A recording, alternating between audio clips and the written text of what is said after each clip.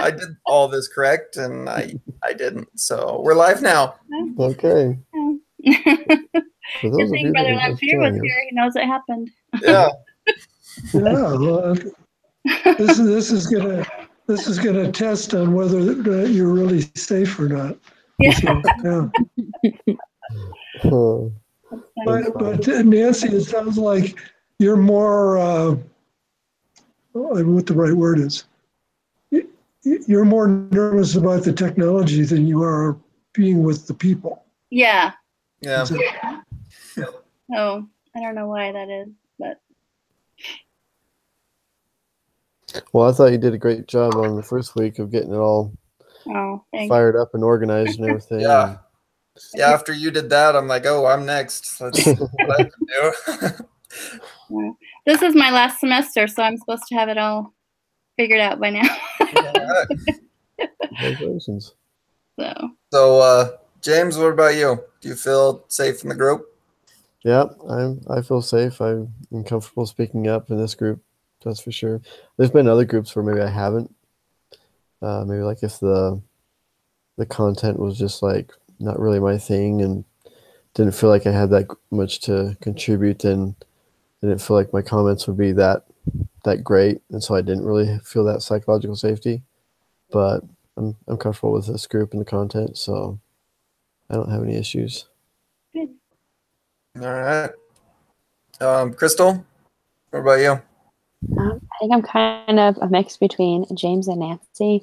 I'm really used to I live here in Rexburg, and I normally go to campus, but I work full time this semester and go to school full time. So it's a lot easier to do everything online. Yeah. But I do a lot better when I'm in like a group where we're all sitting down together. Yeah. Also, this class is just kind of confusing. I have case studies in all of my classes this semester, so it's hard to follow them straight. Yeah. Me too. I wasn't even sure what it was on today that we were meeting about. It's hard to keep track of all your classes when you're doing them all online. Yeah, it really is hard. Yeah. Well, if you're going to work full time and doing school full time, that's going to keep you busy. It's a lot harder than I thought it was going to be.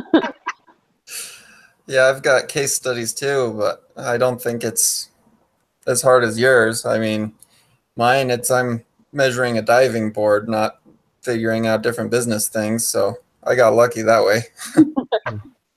All mine are very different. What's your major? I'm mechanical engineering. Oh, okay. So, and business management is my emphasis or minor. I forget which. So, yeah, I'm the odd one out. Okay. What about you, Brother Lamphere? Do you feel? I was wondering if you were going to ask me. Oh yeah, you're part of the group. I'm glad you did. Well, I'll tell you, technology-wise, I'm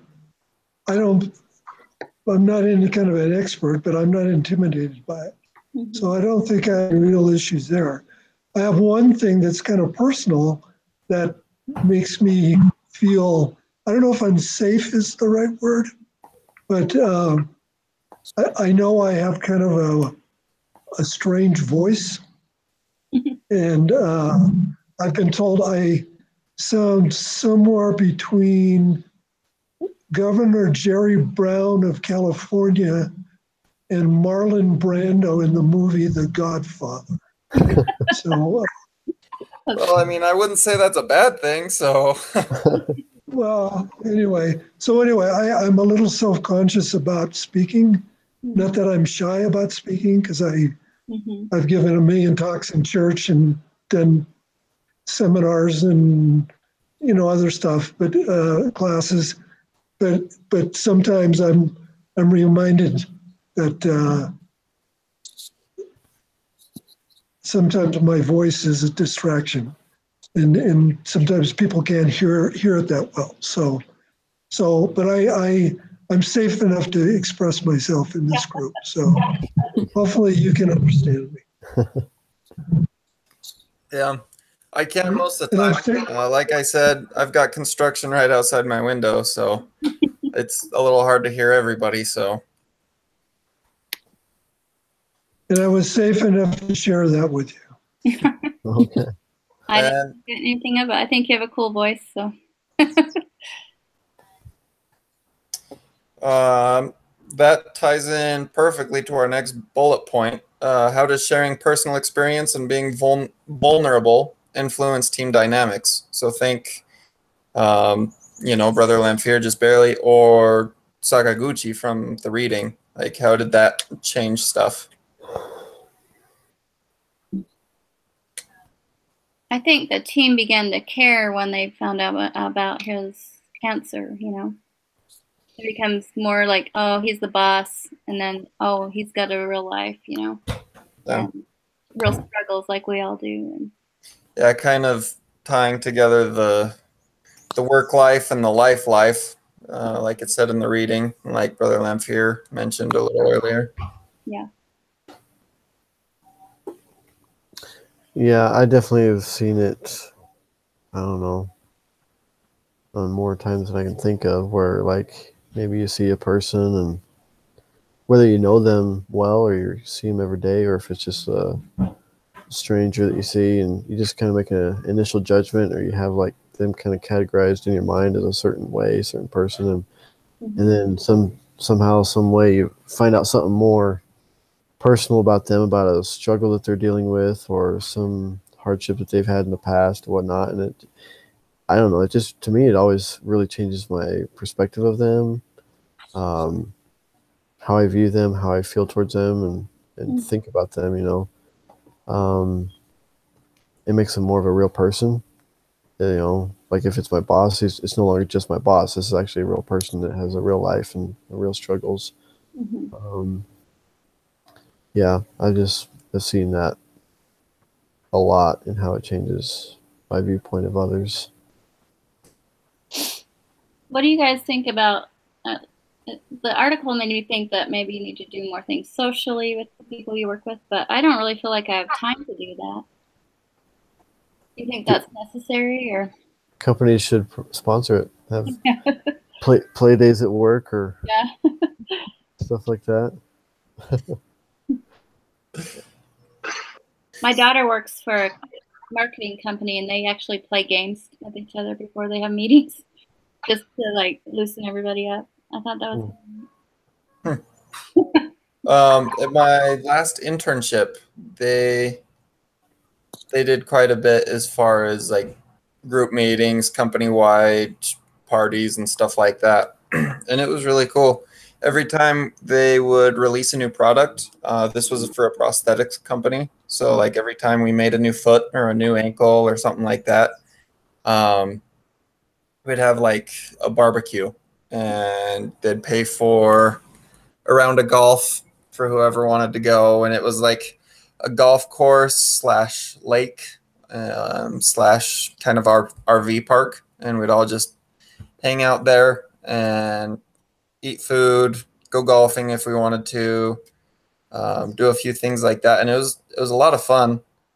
And I was able to get to know my supervisor quite a bit better. He's actually one of the people that made the newest Titleist driver. He was working on that project, and I got to talk to him about all that, and it was pretty cool. Cool. So I think more than anything, just getting, those parties and those group activities should be more to get to know each other. And Yeah, where I work right now, that's not really a norm for them. They don't really get together. Maybe like at Christmas time, or I think we go to lunch once every semester. I work at a university, so we kind of do like a lunch every semester. But it doesn't seem like we just hang out to be, hanging out. So we're all busy.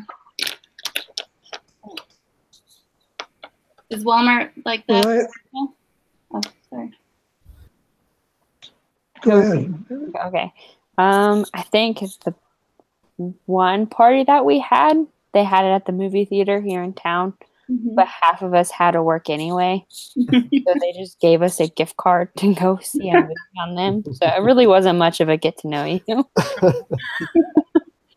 Half of you get to know each other. It's like a Saturday night, which is like the busiest night Yeah. of the week. So- Yeah, and then watching a movie, you're not exactly talking to anybody else either. But yeah, and it was like they all went and saw Star Wars, so it really wasn't something that I was interested in. Probably a lot of people weren't, but Hmm. I don't know. Do you share your personal life and experiences with your coworkers much? Just like behind the counter, just talking with them, like, hey, this is what's going on, or what's up with you? I guess it depends on the person. Yeah. But yeah, I don't know. We all have a lot of fun. Okay. Depends on how psychologically safe you feel with the coworker that day. Yeah. That's true. What I was going to say is when I was thinking about what was asked, I was thinking about like the Quorum of the 12 in the First Presidency. My understanding is those folks aren't necessarily best buds from the point of view of Right. hanging out with each other all the time and doing stuff.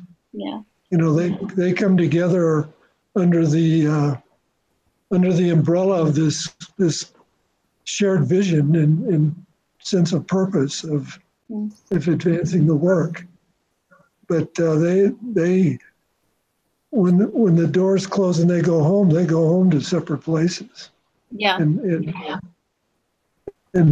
live their lives, and and a lot of them traveled to different assignments and all that sort of thing. So I think the common purpose brings them together, not necessarily and I'm not putting down the importance or the necessity of doing that sort of thing, but I'm not sure it's critical, I guess is what I'm saying.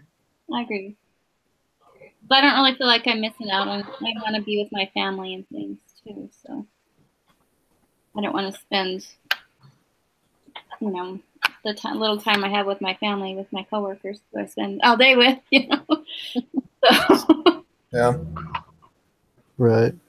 And I think kind of going along with that is like, the whole, if you look at the question, the bullet point and everything, it's not just about like doing fun stuff together, but, sharing personal experiences. And I think there's it goes along with both. But like I just did an internship this last semester. And like at first, I don't know, my supervisor, he didn't really talk a whole lot of like asking me questions and getting to know me much beyond the first day, like the first interview.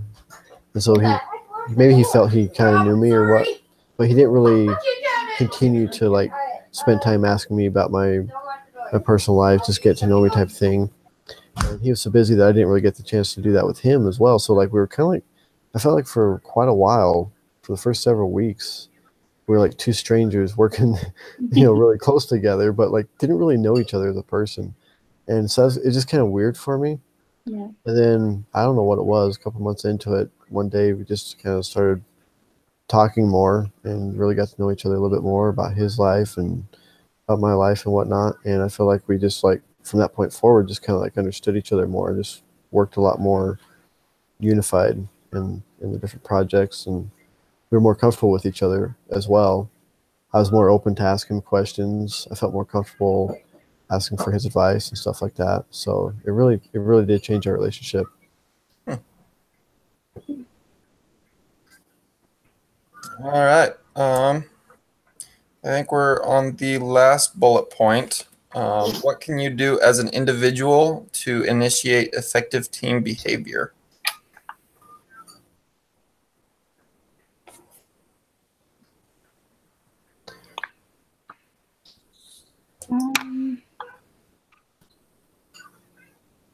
I think just make sure everybody they're safe, they want to speak, and is treated respectfully.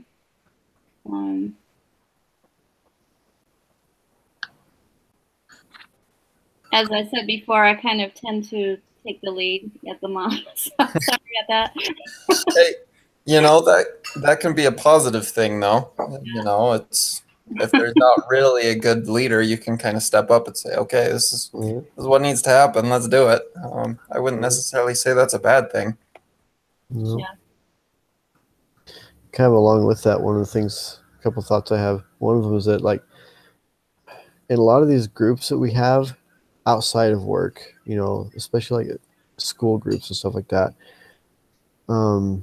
there really usually isn't a team leader assigned. It's just it's a group. Everyone's equal. Mhm. But yet, regardless, pretty much someone will always either takes it upon themselves to be the leader, or acts like the leader, or is the more domineering person. Mhm. Usually it's the person that just talks the most, or whatever. And so they just kind of end up being the leader themselves. So, like, I feel like even though there may not be a leader assigned, there is a leader. And so, like, with that, if that's us in future groups or whatnot, if we're that person that's just like, we want to take that initiative to, like, step up, speak, and lead the group, we have these resources from this class that we can apply to that, because, like, we're learning here how to have effective groups. And so I think one of the things we can do to initiate that effective behavior is to reflect on what we've learned here, understand that we have these tools, and we can then have the courage to speak up and be a leader and help the rest of the group follow these guidelines that we're learning. It's kind of a long-winded way of saying it, but anyway. Mhm. I also liked reading about the difference between leadership and management too. So, like, a leader has to look at the overall vision Mm-hmm. and just kind of keep the group in the right direction, and the manager make sure everything's done. So there's important. I like that too. I thought that was good. I think to initiate effective team behavior, I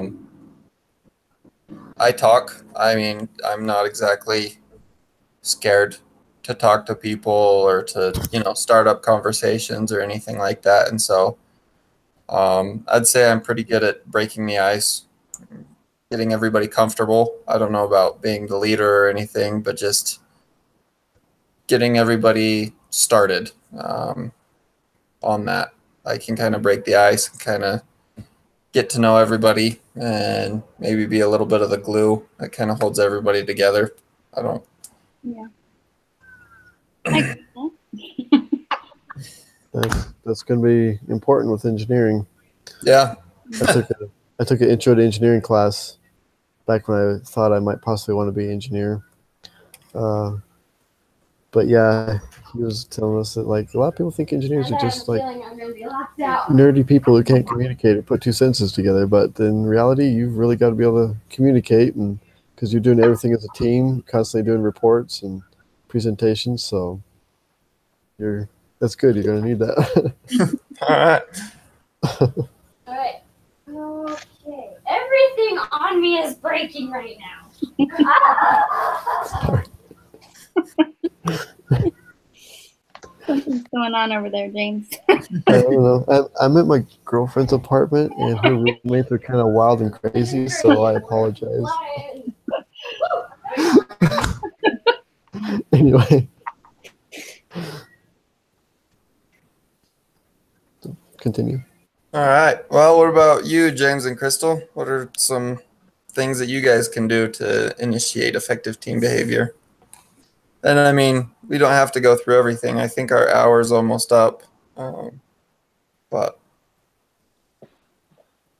I could probably. I'm a really shy person, so I could probably talk a little bit more during. But I also don't feel like I have a lot to add. But maybe I could work on that a little bit. What semester are you in, Crystal?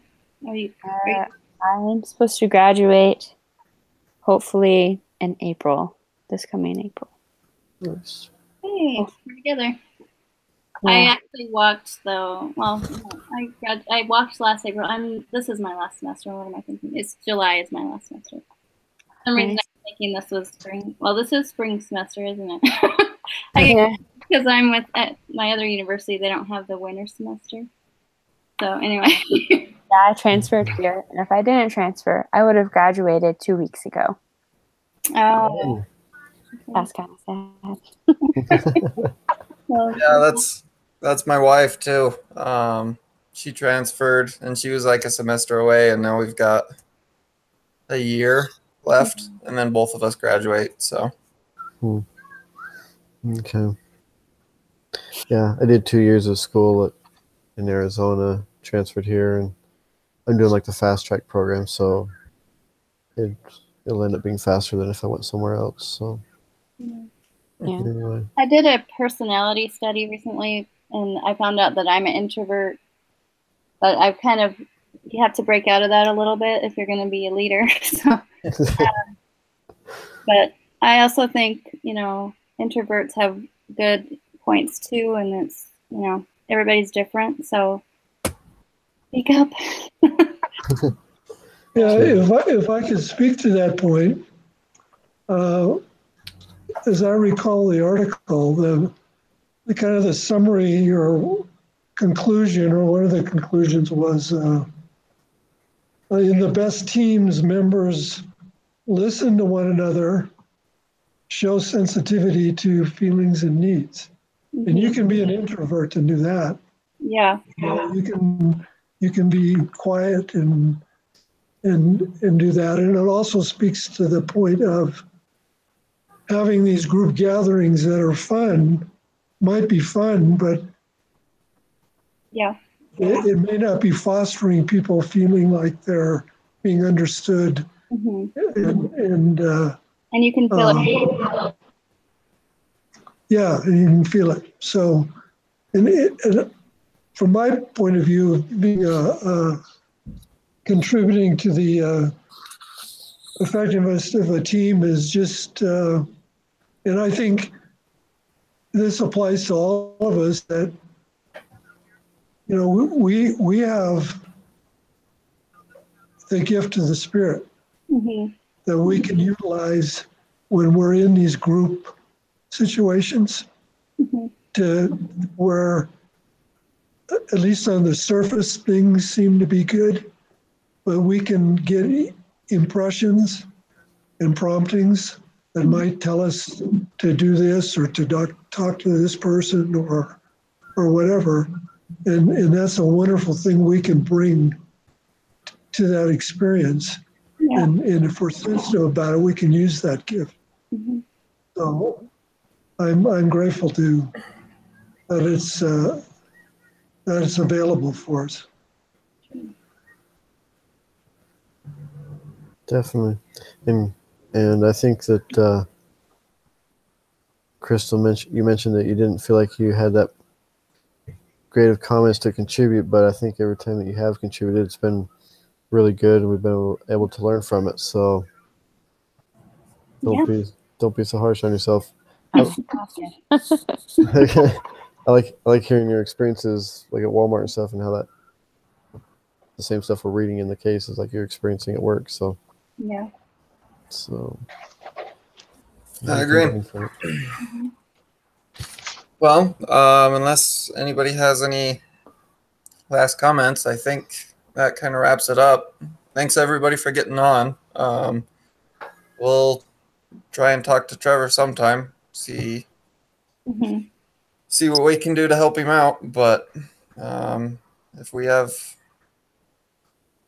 any other questions, comments, anything like that, I mean, if not, I guess we'll call it a day, and I'll see everybody next week. So next week, Thursday, right?